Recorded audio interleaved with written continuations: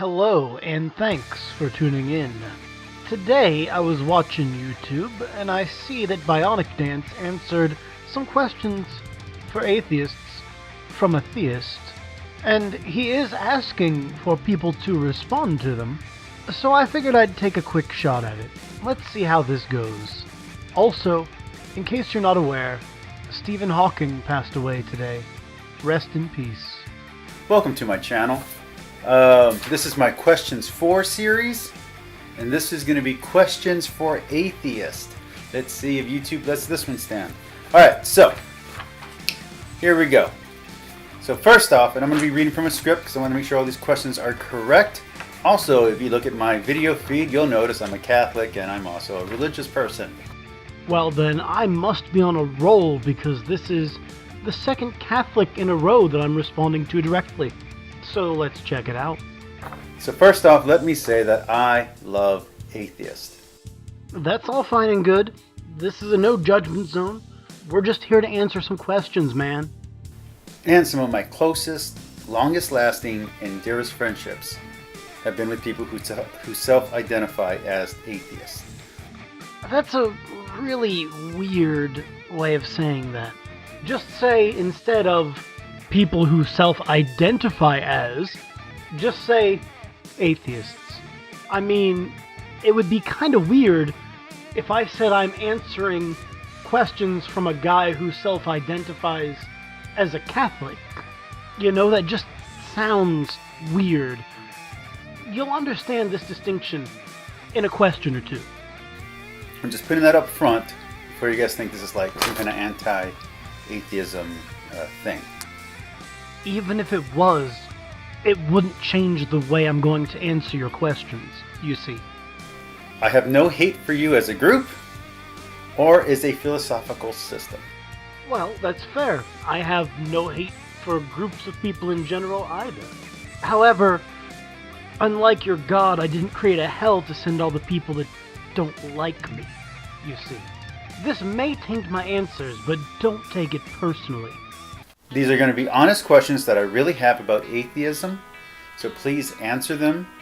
And I would like you to please answer the questions that I'm asking, not the questions you think I'm asking. That's very important. Well, the thing is, if your question is malformed, or fails a premise, or something of that nature, I shall have to attempt a steel man, as they call it, and address what I think your question is. Because you can put forward a question that is, in your mind, as coherent as anything, and even if it is, I still have to answer it in the way I think you are presenting it.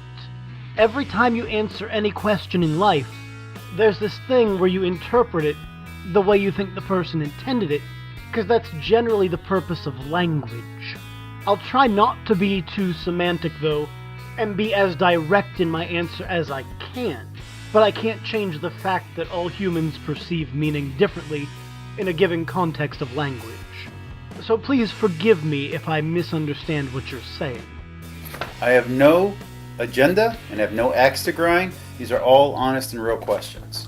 So let me ask question number 1. Okay, you ready? Okay. Sorry, that's nothing to do with you. I just find little quirks funny sometimes, and I duplicate them. Carry on. So, do you, as an atheist, have a problem with theists, or even fellow atheists, lumping agnostics and anti-theists in with you? The short answer is no. I don't really care how you group us, because I'd rather discuss the ideology, not the label. Gnostic and agnostic deal with knowledge. Theism and atheism deal with belief. The two can be mutually exclusive, you see. There are agnostic Christians, the same as there are agnostic atheists. And when it comes down to anti-theists, that's just a matter of wanting to fight against a god, and those people can fall on either side of the theistic spectrum also. But at the end of the day, I'd rather discuss what someone believes in general, rather than what label necessarily best defines them. That's question number 1. Okay, Question number 2. Now, not talking of Christians here, but do you have a problem with atheists who try to turn atheism into a religion? Do I have a problem with it? No. Religion and theism are two different things also. In America, atheism is protected as a religion because some people think that atheists shouldn't have the same rights as other people. And the Supreme Court in Kaufman v. McCautry says that, in fact, you actually do have to treat atheists like humans. Secondarily, no, I don't really care if people want to have atheist religions. Those already exist, like certain sects of Buddhism, which have nothing like a god in them. So the point remains, do I care? No. People make religions to all sorts of crazy things. As long as you're not actively, hurting anybody or oppressing anyone or that sort of thing, I don't really care if you believe in a god or a Satan or a heaven or a hell or whatever. Do you feel that hurts your argument against religion? No. Again, not all religions are theist, and not all theists are religious. They are two distinct things, you see. Further on that note, do you consider yourself anti-religious? As there are religions that don't believe in any kind of God, or that have an agnostic approach to divinity. Again, see my last point. You've conflated theism and religion here, and it's not doing you any favors. Question number 4. When a spiritualist or a supernaturalist claim to be an atheist, does this bother you? Not particularly. Again, not all supernatural things equate to God, and therefore, if you don't believe a God done it, it's not theism. Do you see the same logical inconsistencies that non-atheists see in this stance, in their point of view? So I believe what is being asked here, I had to listen to it a few times and think it over. Number one, anyone who is a non-atheist is, by definition, theistic. Just needed to clarify that, because it makes the syntax easier to understand. So what he's asking is, when a spiritual scientist, or a user of Reiki, or any other kind of supernaturalist who believes that the supernatural things do not come from a god, does that bother me? That was the first part we addressed. The second part, in relation to that, is whether or not I disagree with their beliefs for the same reason that a person who believes in a god disagrees with them. And the answer is no. Because a person who believes in God generally believes the supernatural stuff their god can do is from their god. And the only reason they believe other supernatural stuff doesn't happen, like ghosts or whatever, is because their god says it can't happen. Whereas, I'm an atheist. I do not believe in a god, period. I do not believe in ghosts because I don't have any evidence for them. Whereas theists, in general, will say ghosts don't exist because my book says they don't exist. So no, the justification is not the same. Question number 5.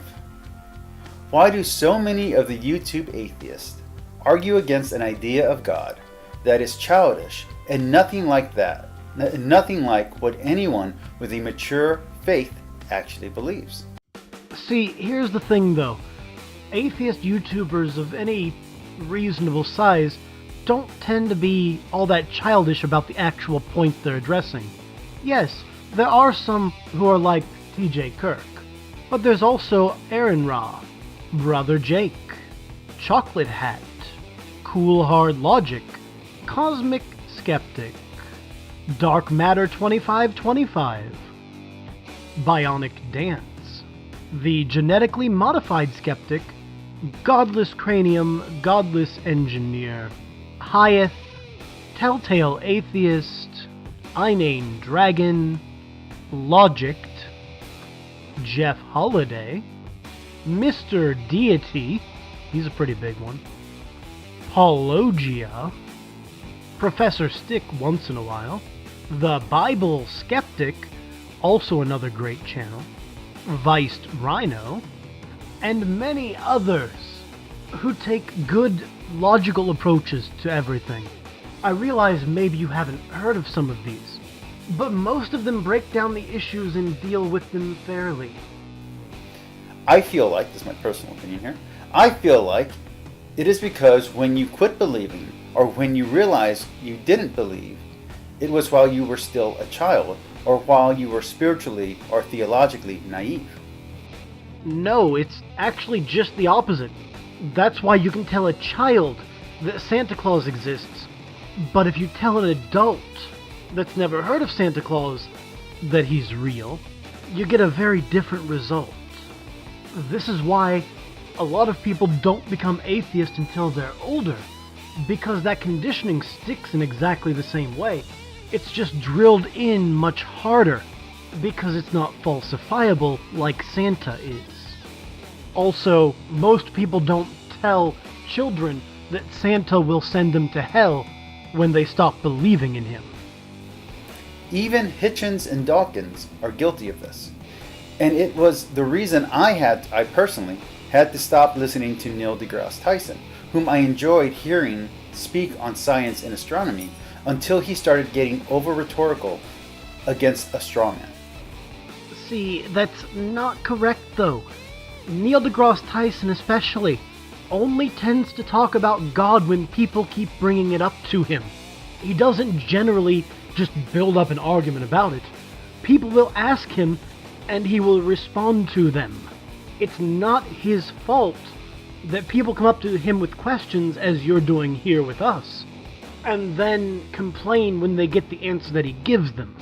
That's not a straw man. That's not how that fallacy works. It makes someone sound foolish and bigoted when they attack beliefs that no one actually holds. See, this is where I believe you are actually engaging in a straw man, because I'd like you to show me an example of this, demonstrate that I am wrong. Because I assure you, people do believe this stuff, even if you're not one of them. And that even informed or well-read believers would argue against.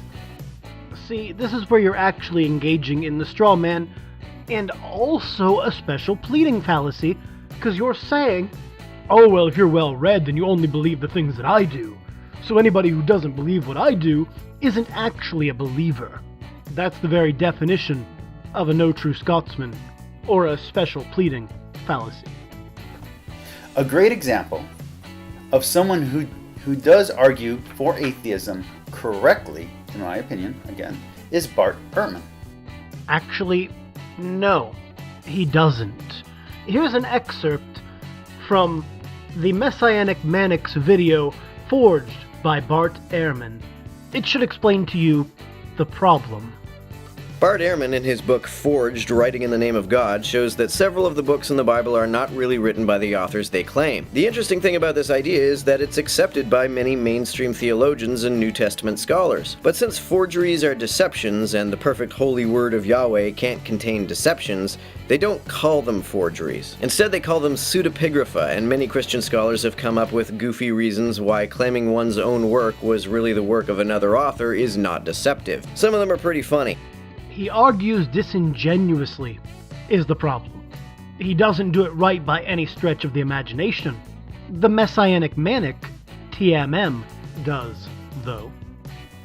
Who argues about stuff Christians actually believe, and not just propagandistic nonsense. Wrong. Claiming that forgeries are not forgeries because they're only kind of forgeries, and then selling a book based upon that premise and getting the community at large to believe it, is exactly what you just described, you see. That just amounts to theist bashing. Again, I say, this is not an attack video. then just stick to the questions next time. Ashley Keaton rings a bell here. I think that fella stuck to the questions very well. Take a page from his book. I have been watching YouTube for over 9 years, and during those 9 years, I have been subscribed to different skeptic and atheist channels for long stretches of time. From Armor Skeptic and Shoe on Head to Undoomed, who's awesome, honestly, to Thunderfoot and Sargon, until both of them had their like dramatic whatevers. Then I unsubscribed from them very quickly. And I also currently watch videos from many theistic channels, like the New Catholic Generation and Love Allah 328, and some others. That Christian Vlogger, Lizzie Answers, and so on. I also follow views I don't agree with. I was subscribed to Prager until they started releasing this crap like 30 videos in one day. I don't need that cluttering my feed. But even then, I still check back once in a while to see what they're doing. Even Godless Cranium I was subscribed to for a while, and Hugo and Jake are just fun to listen to. Hearing them read the Bible, I mean, come on. Yeah, Papa Jake blocked me a while ago for having an opinion he didn't like and trying to discuss it with him. Unfortunately. They still put out pretty good content. Are hearing them talk about the Quran? Who doesn't enjoy that? Even if they don't know what they're talking about. It's fun to listen to. They're literally reading the Quran and the Bible. They have their historical facts together. One of them happens to be a history teacher thing. I think they kind of know what they're talking about. I have heard all your best arguments. But can you do this? Yeah. So you can't. And as someone who has studied philosophy in college, as in I have a degree in it, This is YouTube. Arguments from authority will not work here. Well, I mean, not just saying you have a degree. You have to give us a reason to understand what is even your point at this point. You said you had some questions for us, but now you're just rambling about stuff you do. I have read all your best arguments from all your best thinkers. You all have just never convinced me about anything. Yeah, well, that's just like your opinion. Yeah, see, here's the thing. We're not here to necessarily convince you. The internet's a big, wild place full of tons of people. Me sitting here debating you is as much for the benefit of every other viewer who sees it as it is for you. Like, that's the point of a forum. You've never been able to convince me when it comes to atheism about anything. You know how you're fairly convinced that Zeus, Thor, Quetzalcoatl, Marduk, Isis and Ra are not real? We feel the same way about your god as well. That's all it is. If you can understand why it is that you do not believe in all of the other gods, then you can understand why we do not believe in your god as well. Mostly because what you argue against are the things that religious people, who are intelligent and well-informed, just don't believe. Oh yes, that's right, sir. You're not well read enough. That's why you don't understand the generic concepts I'm trying to send your way. They're just far too complicated for someone as simple-minded as you. Why, if I took the time to explain it, you'd have to have a degree to understand what I'm saying. Why, you couldn't possibly understand and believe the right things unless you've read all the things I do. Anything I do not believe, no one else can possibly believe if they've read the same things I have. Why, that's preposterous, because I know better than every other Christian on earth what they believe. Do you see how arrogant that sounds? So anyway, that's the end of the video, basically. If you enjoyed that, please be sure to click the thumbs up, leave a comment down below, click subscribe if you haven't for more content just like this. Share it around, I'm curious to get answers from other people as well.